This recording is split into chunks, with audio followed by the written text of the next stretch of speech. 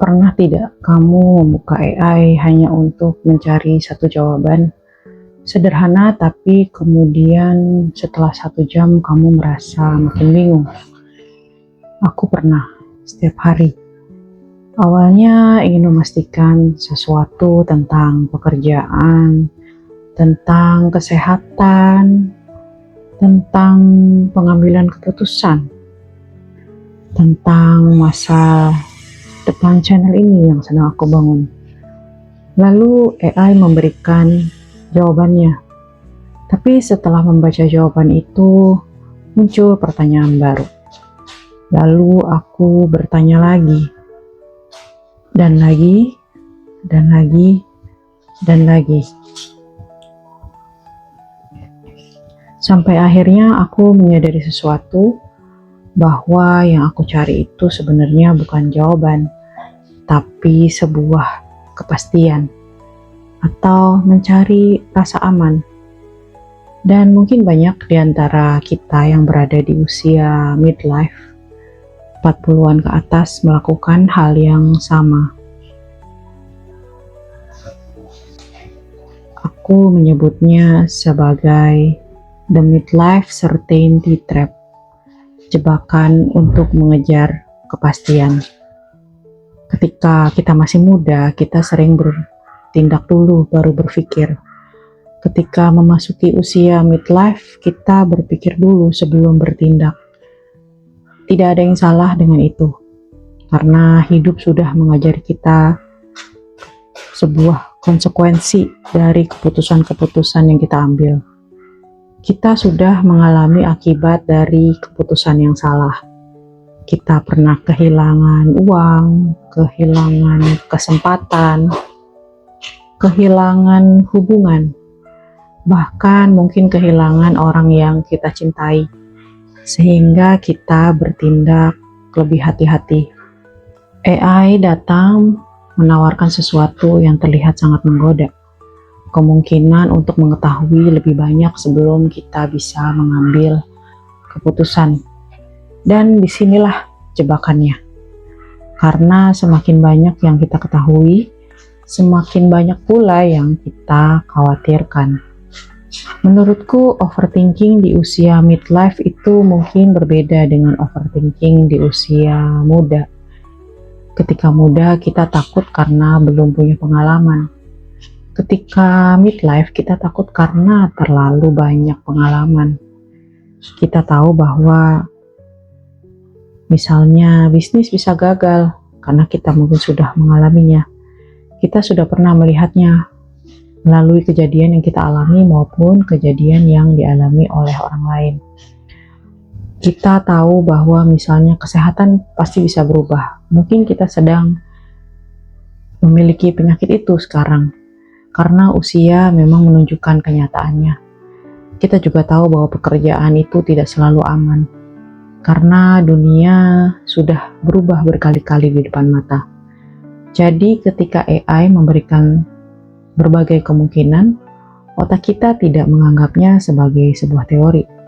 Otak kita menganggapnya sebuah ancaman yang mungkin nyata akan terjadi. Misalnya, apakah aku terlalu tua untuk memulai sebuah channel YouTube? AI kemudian menjelaskan peluangnya, tapi juga menjelaskan tantangannya.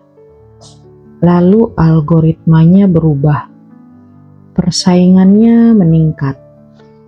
Lalu belum lagi soal monetisasi, ada juga tren konten, kemudian juga perkembangan teknologi, bahkan ada AI kreator. Dari satu pertanyaan sederhana kemudian berubah menjadi 100 skenario di masa depan. Dan karena kita berada di fase hidup yang semakin sadar bahwa waktu terbatas, setiap skenario terasa semakin penting. Kita tidak ingin membuang waktu 1 tahun atau 5 tahun ke depan. Kita tidak ingin salah langkah. Kita tidak ingin memulai sesuatu yang ternyata tidak berhasil. Akhirnya kita sering melakukan sesuatu yang aneh. Kita merasa sedang bergerak karena terus belajar. Padahal sebenarnya kita sedang diam. Kita terus mengkonsumsi informasi, tapi tidak pernah mengambil tindakan. Kita terus memperhalus rencana, tapi tidak pernah benar-benar memulai perjalanannya. Dan AI membuat keadaan itu menjadi jauh lebih mudah. Karena selalu ada pertanyaan tambahan yang bisa diajukan. Selalu ada analisa tambahan yang bisa dibaca. Selalu ada satu perspektif tambahan lain yang bisa dieksplorasi. Semakin aku pikirkan, semakin aku percaya bahwa tugas kita di usia paruh baya ini bukan mencari banyak jawaban, lebih banyak bukan. Tugas kita adalah belajar kapan harus berhenti mencari jawaban. Karena sebenarnya kita sudah memiliki sesuatu yang tidak dimiliki versi kita di masa lebih muda. Apa itu? Pengalaman, insting, intuisi, kebijaksanaan yang dibangun oleh puluhan tahun kehidupan yang sudah kita jalani. AI akan membantu kita berpikir, tapi AI tidak bisa menggantikan pengalaman hidup kita. Jadi sekarang kita bisa sama-sama menggunakan AI dengan cara yang berbeda. Kita bisa memintanya membantu memperjelas pilihan, tapi bukan memilihkan jalan. Kita bisa memintanya menunjukkan apa yang mungkin tidak kita lihat, tapi tidak menyerahkan keputusan itu kepadanya. Karena pada akhirnya tidak ada teknologi yang bisa mengambil resiko untuk kita. Tidak ada teknologi yang bisa menjalani konsekuensi untuk kita. Dan tidak ada teknologi yang bisa hidup menggantikan kita. Ada satu hal yang mungkin kusadari setelah bertambahnya usia. Keputusan terbaik dalam hidup itu hampir tidak pernah dibuat saat kita memiliki begitu banyak jawaban. Justru keputusan terbaik diambil saat kita merasa cukup tahu untuk melangkah. Sisanya akan dipelajari di perjalanan selanjutnya. Karena hidup bukan ujian pilihan ganda yang harus dijawab sempurna sebelum dikumpulkan. Hidup adalah proses yang bisa dipahami setelah dijalani. Mungkin inilah pelajaran yang bisa kita sharing bersama kepada sesama teman-teman yang berusia paruh baya, juga untuk generasi setelah kita. Jangan sampai teknologi yang seharusnya membantu kita berpikir membuat kita kehilangan keberanian untuk hidup.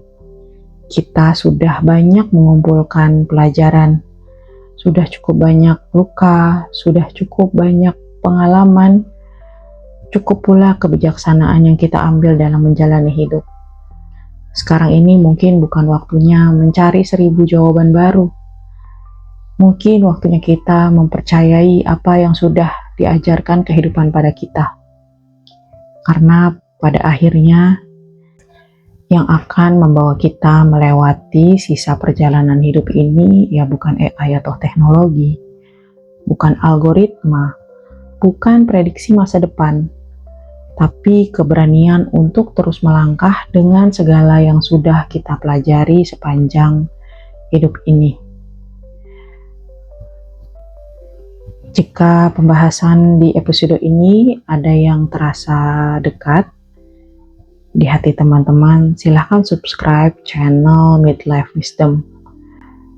Aku hanya seorang ibu biasa dari 2 orang anak remaja yang sedang juga mencari jati dirinya. Semoga seluruh video yang akan aku buat selanjutnya bisa bermanfaat untuk mereka, juga untuk generasi selanjutnya. Terima kasih sudah menemani pembahasan pada video ini. Sampai jumpa di episode berikutnya. Stay healthy, stay safe, and take care.